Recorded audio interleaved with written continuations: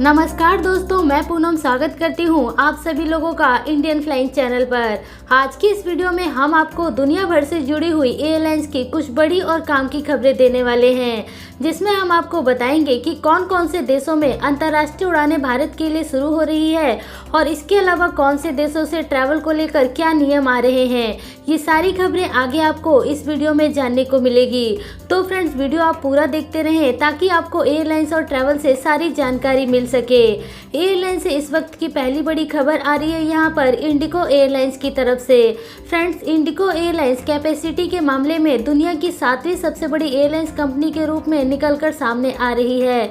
America और China के बाद भारत की इंडिगो एयरलाइंस दुनिया की सबसे बड़ी एयरलाइंस कंपनी है, जो कि इतने बड़े कैपेसिटी पर अपनी उड़ानों को ऑपरेट करती है। इस समय जहां कोरोना के इस मुश्किल समय में दुनिया की दूसरी एयरलाइंस कंपनियां मुश्किल से अपने खर्चे निकाल पा रही हैं और कई एयरलाइंस कंपनियां बंद होने की कगार पर हैं, तो वहीं इंडिगो एयरलाइंस लगातार अपने फ्लीट साइज में बढ़ोतरी कर रही है। इसके अलावा इंडिगो एयरलाइंस इस समय अपने कस्टमर को अच्छी सर्विस और अपने पायलट्स और क्रू मेंबर्स को पूरी सैलरी देने का वादा भी कर रही है। इसके अलावा इंडिगो भारत में अब और भी नए डेस्टिनेशन पर अपनी उड़ानों को ऑपरेट करने वाली है, जिसमें ऐसे शहर को भी शामिल किया गया है जहां से अभी तक इंडिगो एयरलाइंस एक भी उड़ानों को ऑपरेट नहीं कर रही थी। अगली खबर की तरफ चलते हैं, जो कि आ रही है मुंबई एयरपोर्ट से। फ्रेंड्स, मुंबई एयरपोर्ट से भारत से कोरोना वायरस की वैक्सीन नेपाल के लिए रवाना कर दी गई है। इसके अलावा भारत दुनिया के दूसरे देशों के लिए भी कोरोना वायरस की वैक्सीन शुक्रवार को यानी कि आज रवाना करने वाला है, जिनमें कि ब्राजील और मोरक्को भी शामिल हैं। आपको बता दें कि इस समय दुनिया के कई सारे देश भारत की वैक्सीन अपने देश में लाने की कोशिश कर रहे हैं, लेकिन भारत अभी ज्यादा वैक्सीन किसी भी देश में सप्लाई नहीं कर पा रहा, क्योंकि भारत सबसे पहले इस कोशिश में लगा है कि ये वैक्सीन भारत में ही लोगों को लगाई जाए, उसके बाद ही दूसरे देशों को वैक्सीन की सप्लाई की जाए।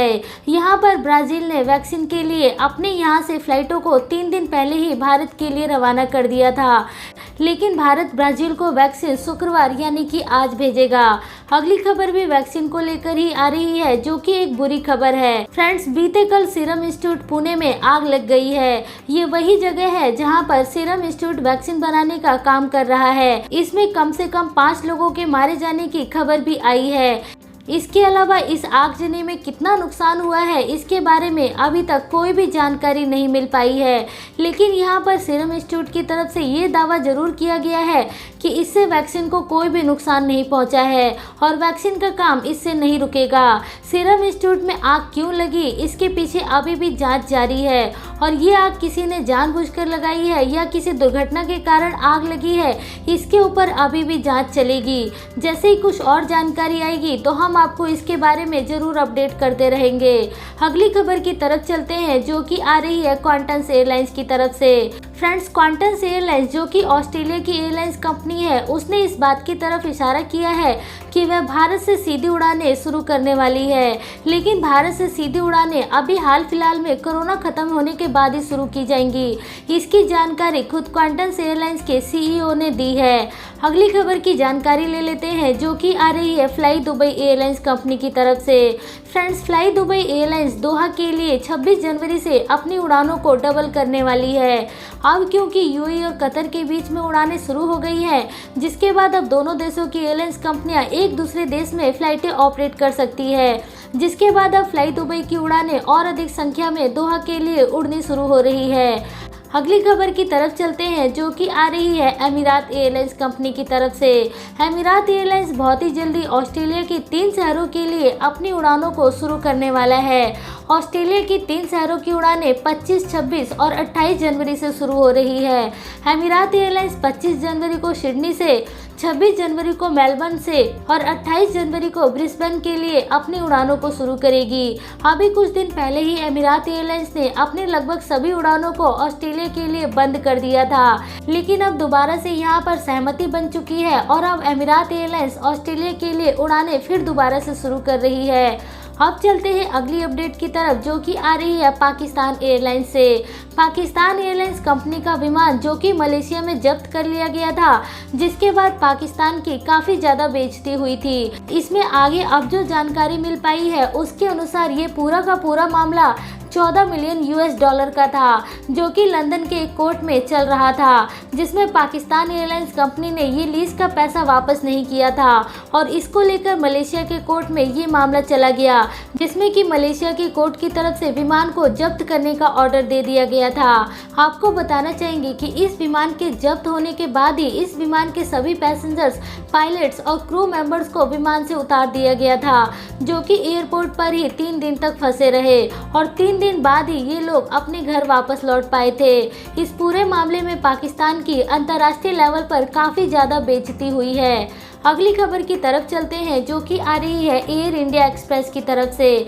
Friends, air India express Malaysia के कुआलालंपुर एयरपोर्ट के लिए नई उड़ानों की सूचना दे चुकी है, जिसमें कि मलेशिया के लिए एयर इंडिया एक्सप्रेस अपनी उड़ानों को 8 फरवरी और 22 फरवरी को ऑपरेट करने वाली है। यदि आप इन उड़ानों की बुकिंग करना चाहते हैं तो आप एयर इंडिया की वेबसाइट पर जाकर अपनी टिकट की बुकिंग कर सकते हैं, या फिर एयर इंडिया की बुकिंग ऑफिस से भी जाकर टिकट बुक करके आप ट्रैवल कर सकते हैं। अब चलते हैं अगली खबर की तरफ, जो कि आ रही है नीदरलैंड से। फ्रेंड्स, नीदरलैंड दुनिया के कई सारे देशों से अपनी अंतर्राष्ट्रीय उड़ानों को पूरे तरीके से बंद कर रही है। साथ ही साथ नीदरलैंड की सरकार ने अपने यहाँ पर पूरे तरीके से लॉकडाउन को भी लगा दिया है। आपको बता दें कि नीदरलैंड में यदि आप south Africa, UK, south America या फिर साउथ एशियन देशों से ट्रैवल करने वाले हैं, जिसमें कि भारत भी शामिल है, तो आपको अलग से अप्रूवल लेने की ज़रूरत है। उसके बाद ही आप नीदरलैंड में ट्रैवल कर सकते हैं। इस समय नीदरलैंड की सरकार ने नए कोरोना वायरस के खतरे को देखते हुए दूसरे देशों से ऑपरेट होने वाली लगभग सभी उड़ानों को बंद कर दिया है, जिससे कि नीदरलैंड में नया कोरोना वायरस ना फैले। यहाँ पर नीदरलैंड की सरकार को डर है कि कोरोना वायरस का तीसरा अटैक आ सकता है, जिस कारण से ये बड़ा फैसला लिया जा रहा है। अगली खबर की तरफ चलते हैं, जो कि आ रही है श्रीलंका की तरफ से। फ्रेंड्स, श्रीलंका की सरकार ने फिर दोबारा से अपने यहाँ पर टूरिस्ट लोगों को आने की इजाज़त दे दी है।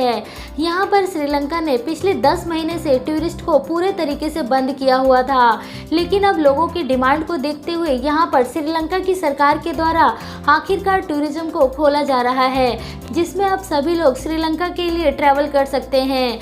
आपको बताना चाहेंगे कि यदि आप श्रीलंका के लिए ट्रैवल करने वाले हैं तो आपको जरूरी है कि आप अपने साथ कोरोना का नेगेटिव रिपोर्ट लेकर ट्रैवल करें, जो कि 3 दिन से ज़्यादा पुराना नहीं होना चाहिए। इसके अलावा श्रीलंका पहुंचने के बाद भी आपको 7 दिन होटल क्वारंटाइन में रहना पड़ेगा, उसके बाद ही आप बाहर निकल सकते हैं। यहाँ पर श्रीलंका की सरकार टूरिज्म पर काफ़ी ज़्यादा निर्भर है, क्योंकि उनको जीडीपी में 5% कंट्रीब्यूशन केवल और केवल टूरिज्म सेक्टर से ही मिलता है। तो फ्रेंड्स, ये थी आज की एयरलाइंस की दिन भर की कुछ जरूरी और बड़ी खबरें। ऐसी और खबरें देखने के लिए आप चैनल के साथ बने रहें, ताकि आपको रेगुलर अपडेट हमारे द्वारा मिलती रहे।